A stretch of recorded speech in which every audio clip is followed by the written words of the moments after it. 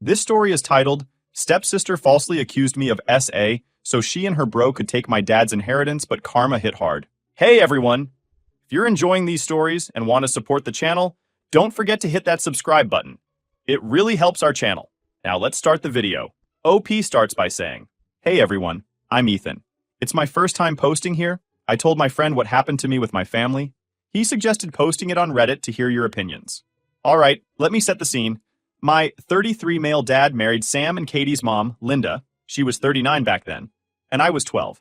Linda had been widowed for a few years, and she came into the marriage with 2 kids of her own. Sam, who's 5 years older than me, and Katie, just a year younger than me. It wasn't exactly the Brady Bunch. Sam and Katie didn't hide the fact that they resented me. I guess I was an easy target. My mom had passed away a couple of years before, and I was still grieving when Linda and her kids moved in. Sam was always the alpha, taking every opportunity to boss me around or make me feel like I didn't belong. Katie was quieter, but her jabs were just as sharp. You're not really family, she once said when Dad wasn't around. Stuff like that stung, but I tried to brush it off. Over the years, we kind of settled into this Cold War dynamic. We tolerated each other for Dad's sake, but it was clear we were more rivals than siblings. When Linda passed away a few years ago, she was 54. I thought maybe things would change. I mean, we were all adults now, right? Wrong. If anything, the tension got worse. Fast forward to the present. Dad's getting older, and he's been open about wanting to finalize his will. He's always been upfront about his plans, splitting things fairly between the 3 of us. His logic was simple. We're all his kids now, and he wanted to treat us equally. I thought that was fair. Sam and Katie? Not so much. Sam's always had this entitlement thing going on. He's the oldest, so he acts like he should be Dad's right-hand man. Katie, meanwhile, plays the innocent, supportive daughter when Dad's around. But behind his back, she's just as calculating as Sam. I knew they weren't thrilled about the will, but I didn't realize how far they'd go to tip the scales in their favor. Which brings us to that fateful family dinner. It was supposed to be a nice evening. Just the 4 of us, catching up and enjoying Dad's famous lasagna. We'd barely gotten through the first round of small talk when Katie suddenly pipes up. I've been holding something in for years, she says, her voice shaky. The room goes silent. Dad looks up from his plate, frowning. What do you mean, Katie? She takes a deep breath, her eyes darting between Dad and Sam. I didn't want to bring this up, but I can't stay silent anymore. When we were kids, he hurt me. I blinked, my fork froze in midair. Was she talking about me? Dad's face turned pale. Who hurt you? Katie looked down, her hands trembling as she toyed with her napkin. Him, she whispered, barely glancing in my direction. It felt like the air had been sucked out of the room. My heart started racing. What the hell are you talking about? I asked. Katie flinched like I'd just yelled at her. Sam, ever the protective older brother, jumped in immediately. Don't you dare talk to her like that! He shouted, his eyes blazing. Dad held up a hand to silence me, his expression unreadable. Katie, he said softly, are you saying he did something to you? She nodded, tears brimming in her eyes. I didn't think I'd ever have to say it out loud. I thought I could just move on. But now that we're talking about the will, I realized I can't let him benefit after he molested me. And just like that, the room tilted on its axis. This is insane, I said, my voice shaking with anger. You're making this up. Katie burst into full-on sobs, and Sam put an arm around her shoulders. You see how defensive he's getting, Dad? That's guilt. That's what guilt looks like. No, this is what being falsely accused looks like. I shot back. This is ridiculous. Katie, you know that never happened. Dad looked torn, his eyes flicking between me and Katie. Sam, he said finally. What do you think? Sam sighed, playing the concerned older brother to perfection. I believe Katie. Why would she lie about something like this? It's not like she gains anything by speaking up. Oh, but she did. They both did. This wasn't about justice or closure. This was about something else. I thought it might be about the will. Katie and Sam had always resented me, and now they had the perfect excuse to cut me out completely. But I wasn't sure what's their motive, and where the hell did the molesting shit came from? Dad, you can't seriously be considering this, I said, desperate to get through to him. I don't know what to think, he admitted, his voice heavy with emotion. This is a lot to process. Katie sniffled, wiping her tears with her napkin. I didn't want to ruin dinner. I needed to say it. Sam nodded solemnly. We understand, Katie. You're so brave for speaking up. Brave? Are you kidding me? I looked around the table, feeling like I was in the Twilight Zone. This wasn't just an accusation. It was a calculated move, and I was their target. After Katie's meltdown at dinner, the whole family dynamic went straight into freefall. I'd wake up every morning feeling like I was walking into a courtroom where the jury was still deliberating, and the stakes were my entire future. The worst part? The prosecution was Katie and Sam, tag teaming their way to Dad's heart and wallet. The next surprise came on a random Tuesday. I'd just gotten home from a long day, hoping to grab some leftovers and crash, when I noticed an envelope on the kitchen counter. It stood out immediately, too formal looking for the usual bills or junk mail, and my name was written on it in Sam's annoyingly precise handwriting. I should have left it alone. Something about it screamed trouble. I tore it open, expecting another passive-aggressive note or some twisted ultimatum. What I found instead is a formal notice of intent to sue. I scanned the pages, my eyes catching words like emotional distress and intentional harm. It wasn't just vague, it was designed to ruin me without actually saying much. And then I saw the worst, the demand for damages. They wanted money, of course, but this wasn't just about cash. It was about dragging my name through the mud and making me look like a monster. I sat down at the table, the paper shaking in my hands. A million thoughts raced through my mind, most of them variations of, "Are you kidding me?" It was bad enough they'd turned Dad into their personal puppet, but now they were trying to destroy me completely. This wasn't just manipulation anymore. It was open war. Later that evening, I shoved the letter at Dad, desperate for him to see through their nonsense. "This," I said, pointing to the pages, "is what your precious Katie and Sam are up to now." He picked up the letter, squinting at the legal jargon, his face drawn and tired. When he finally set it down, his response made my stomach drop. "This is a family matter," he said quietly, like he was trying to convince himself as much as me. "We shouldn't let it get this far. They're the ones taking it this far, Dad." My voice cracked as I slammed my hand on the table. "And you're just standing there, letting them destroy me." He rubbed his temples, looking older than I'd ever seen him. "I'll talk to them." But he wouldn't. He never did. I could already see how it would play out. Katie would cry. Sam would talk circles around him. And Dad would do what he always did. Nothing. I was on my own, and I knew it. The worst part wasn't the lawsuit itself, though that was bad enough. It was knowing that even if I somehow managed to win, I'd still lose in the court of public opinion. At least the opinion of my family. Katie and Sam had already painted me as the villain, and this was just their final brushstroke. But if they thought this would break me, they were wrong. They might have fired the first shot, but they'd just given me a reason to fight back. The next morning, I was in a lawyer's office, a dingy little place downtown that smelled like old paper and desperation. My lawyer, Angela, was sharp, no nonsense, and exactly the kind of person I needed. She flipped through the notice with a calm expression, her pen tapping against the edge of her desk. "Well, this is creative," she said, a faint smirk tugging at the corner of her lips. "They've thrown everything but the kitchen sink into this claim. Emotional distress, reputational damage. Honestly, it's almost impressive how vague they've managed to keep it." I slumped in my chair, my frustration bubbling over. "Impressive? They're accusing me of things I didn't do, Angela. They've already turned my dad against me. Now they're trying to ruin me completely." Angela set the papers down and leaned back in her chair, her gaze steady. "Let me be clear about something. They're banking on intimidation. This is a scare tactic, plain and simple. They're hoping you'll panic, settle, or back off entirely. But their case? It's weak. Paper thin, actually." Her confidence was a small but much-needed lifeline. "So, what do we do?" She gave a small shrug. "First, we respond formally. I'll file a motion to dismiss the frivolous parts, which is basically everything. Then we'll gather evidence, poke holes in their story, and let the court see what this really is. A pathetic attempt to bully you into submission." I wanted to believe her, but doubt still gnawed at me. What about the rest of the family? They're already against me. If this goes public, Angela raised a hand, cutting me off. "Let me worry about the legal side of things. Your job is to stay out of trouble and not give them any ammo. The court deals with facts, not family gossip. And trust me, the facts are on your side." Her words were strong, jolting me back to reality. For the first time in weeks, I felt like I had a fighting chance.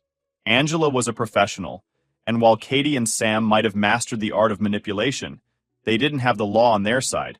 As I left her office that day, a new thought took root.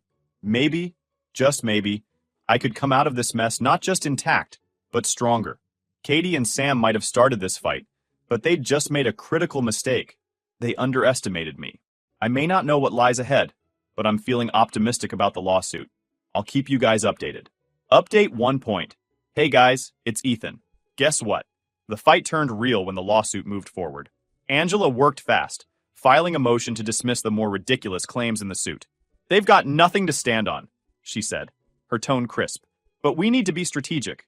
They're using this as a platform to keep their story alive, and that's where they're dangerous.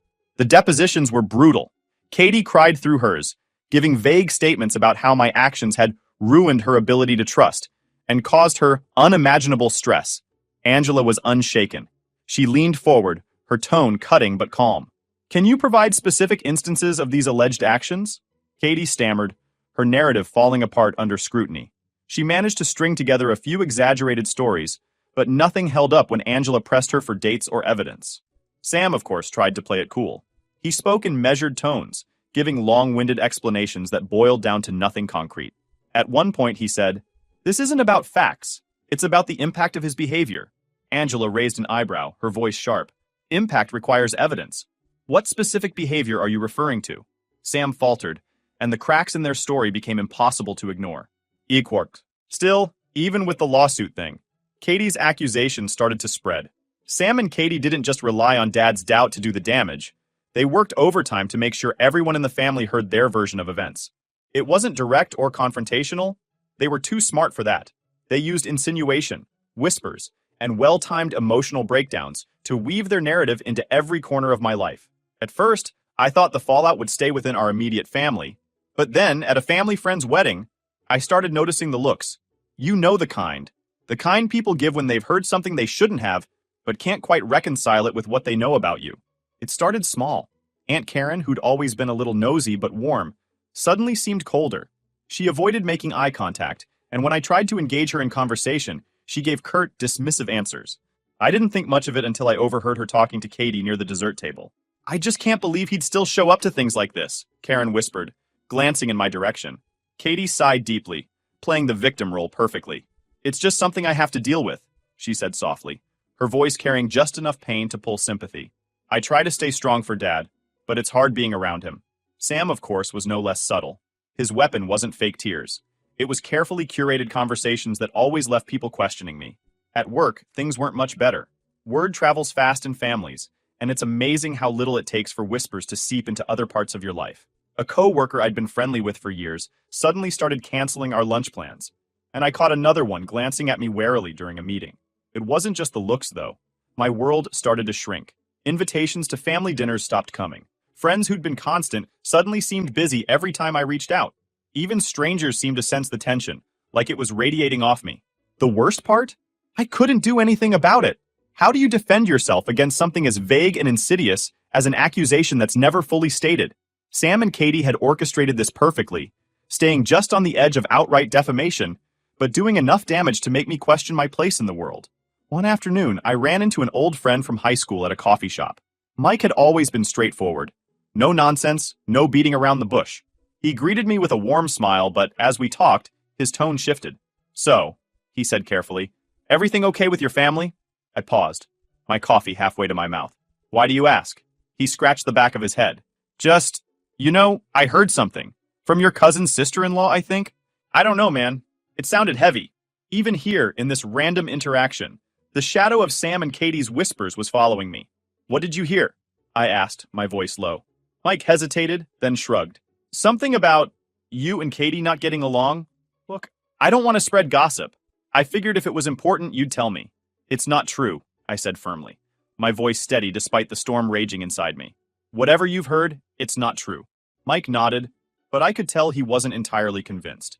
And that killed me. I was losing ground, and fast.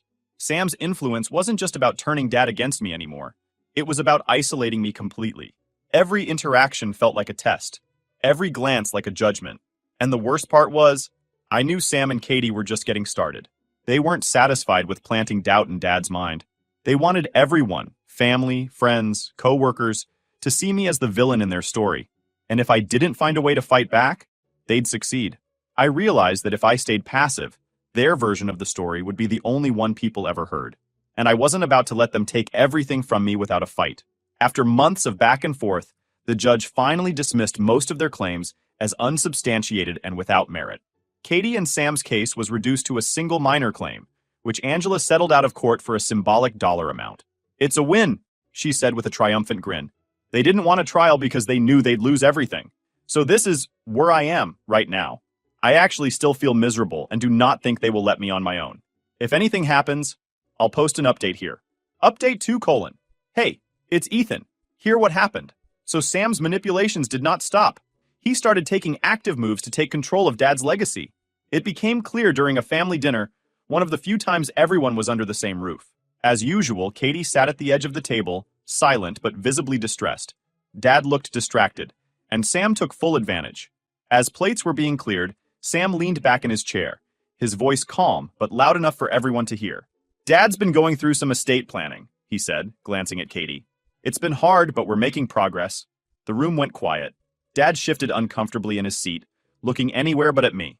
"It's nothing major," he said quickly. "Just making sure things are in order." Sam gave a patronizing nod. "Right. Nothing major. Just a few adjustments to make sure everyone is protected." "Protected from what?" I asked, my tone sharper than I intended. Sam turned to me with an expression of mock concern. "It's not about you," he said smoothly. "It's about Katie. She's been through enough, don't you think?" The unspoken accusation hung in the air. My fists clenched under the table, but I forced myself to stay calm. "Katie doesn't need protection from me," I said, looking directly at Dad. "And you know that." Dad opened his mouth to respond, but Sam cut him off. "This isn't about pointing fingers," he said, his voice dripping with false sincerity. "It's about fairness, making sure everyone gets what they need." Fairness? Or control? I was losing it. Sam's expression hardened for a split second before he turned back to Dad. "See what I mean? This kind of tension isn't good for anyone. That's why it's so important to handle this now." After that dinner, I couldn't sit idly by anymore. I started paying closer attention to Sam's moves, and the pattern became clear. He wasn't just advising Dad, he was inserting himself into every decision. He scheduled meetings with Dad's attorney under the guise of helping out. He brought over spreadsheets and folders, presenting them as tools for simplifying the estate, but clearly designed to benefit himself and Katie. One day, I stopped by Dad's house unannounced. Sam was there, as usual, sitting at the dining table with a laptop and a stack of papers. Dad sat across from him, looking exhausted. "What's going on here?" I asked, stepping into the room. Sam didn't even look up. "Just helping Dad organize a few things," he said casually. "You know, estate stuff." Dad gave me a strained smile. "Sam's been a big help lately. I'm not as sharp with all this paperwork as I used to be." I walked over, glancing at the documents on the table. "Have you run any of this by your attorney?" Dad hesitated, and Sam jumped in. "We're just brainstorming right now," he said smoothly. "No need to involve lawyers yet." "That's exactly when you should involve a lawyer," I said, my voice firm. "Dad, you don't need Sam to manage this for you. If you want help, hire a professional." Sam laughed lightly, finally looking up at me. "Always so suspicious." "I'm just looking out for Dad. You should try it sometime." "Looking out for him or yourself?" I shot back. Dad raised a hand, his tone weary. "That's enough. Both of you." The tension at home was one thing, but it wasn't contained. Sam was expanding his influence, using the accusation to turn the family against me and strengthen his position as Dad's trusted advisor. The worst moment came when Dad called me over one evening. I thought it was just to catch up, but as soon as I walked into his study, I saw the familiar stack of papers on his desk. "I've been thinking," he began, his voice hesitant, "about how to make sure everything's fair." "Fair," I repeated, the word tasting bitter. "What does that mean?" Dad rubbed his temples. "Katie's been struggling. Sam thinks it might be better to shift things around a bit, to make sure she's taken care of." I stared at him, my chest tightening. "Dad, you've always said you wanted things to be equal. Why change that now?" He avoided my gaze. "It's not about equality, son. It's about need." "Need?" I said, my voice rising. "Or manipulation, because that's what this is. Sam and Katie are using you." Dad's face darkened. "That's enough." I took a deep breath, trying to steady myself. "I'm not trying to attack you, Dad. I just want you to see what's happening." He shook his head, his tone final. "I've made my decision." That night, I realized I couldn't rely on Dad to see through Sam's schemes on his own. Sam was too good at playing the dutiful son while subtly painting me as the antagonist. If I was going to stop him, I needed to find proof. something concrete to expose his true motives. I wasn't going to let him take everything without a fight. The turning point came when I found undeniable inconsistencies in Katie's timeline. It started with an old family calendar I stumbled upon in Dad's attic. Each summer, our activities were meticulously logged. Trips, camps, weekends at the lake house. Katie's claim had centered on a specific summer at the lake house, but the calendar made it clear. I hadn't been there. That was the summer I'd spent recovering from an appendix surgery, stuck at home with Aunt Louise. This was the proof I needed. For weeks I'd been on the defensive, but now I had something concrete to push back with. The next family gathering was tense, as usual. Dad sat at the head of the table, looking older than ever, while Sam held court, steering every conversation back to Katie's supposed strength and resilience. Katie sat quietly, her usual teary-eyed performance in full effect. I let them have their moment. Then, as the plates were being cleared, I stood up. "There's something we need to address," I said, my voice steady, but loud enough to command the room's attention. All eyes turned to me. Sam leaned back in his chair, a smug smile on his face. "This isn't the time, little brother," he said, his tone dripping with condescension. "It's exactly the time," I shot back. "I've spent weeks listening to you spread lies about me, and I'm done staying silent." Dad frowned. "What are you talking about?" I turned to Katie. "You claimed that something happened between us during that summer at the lake house. But here's the thing. You know as well as I do that I wasn't even there." Her face went pale, and for a moment, I saw panic flicker in her eyes. "That's ridiculous," Sam interjected. "You don't get to twist this around." I pulled out the family calendar, placing it on the table for everyone to see. "This is from that summer," I said.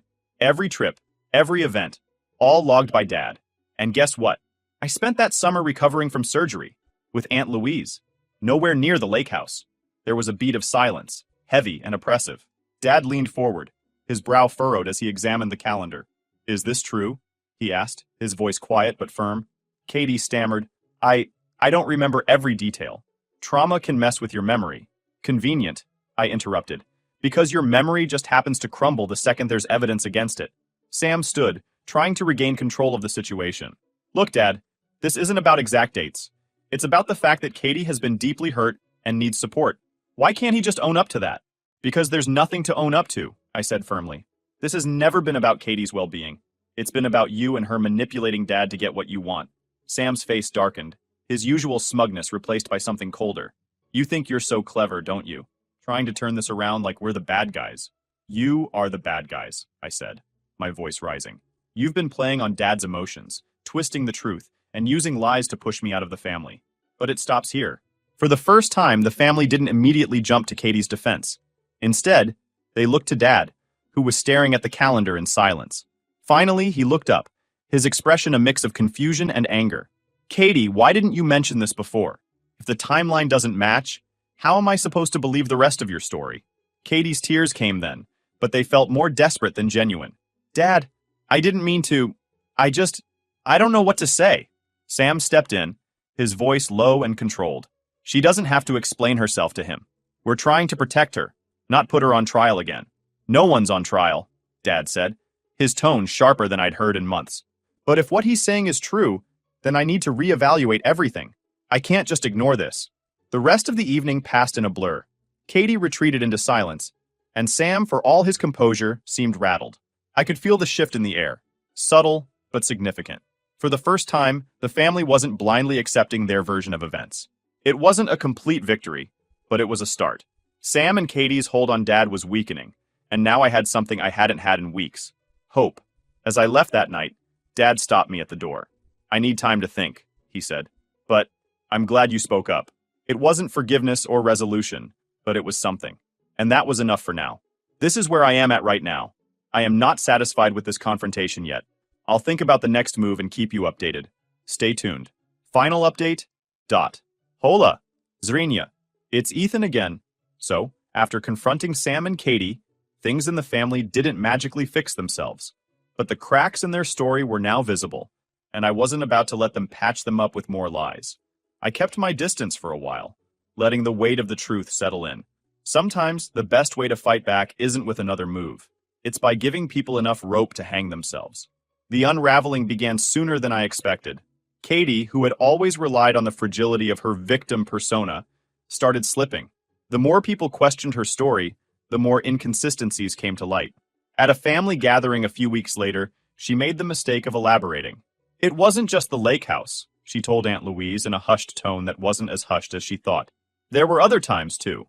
I just haven't had the strength to talk about them. I caught Louise frowning from across the room. She glanced at me briefly before turning back to Katie. But you told me it happened at the lake house.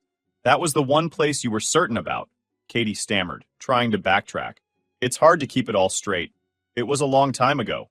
My cousin's frown deepened, and she didn't press further, but the damage was done. I knew Louise well enough to know she'd be connecting the dots, and seeing how little sense Katie's claims made. Sam, meanwhile, was too arrogant to realize his control was slipping. He continued to act like the family's savior, pushing harder for changes to Dad's will. But his overreach was starting to work against him.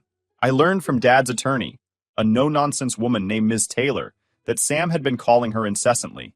He's relentless, she told me over the phone. Keep asking about options to adjust the distribution.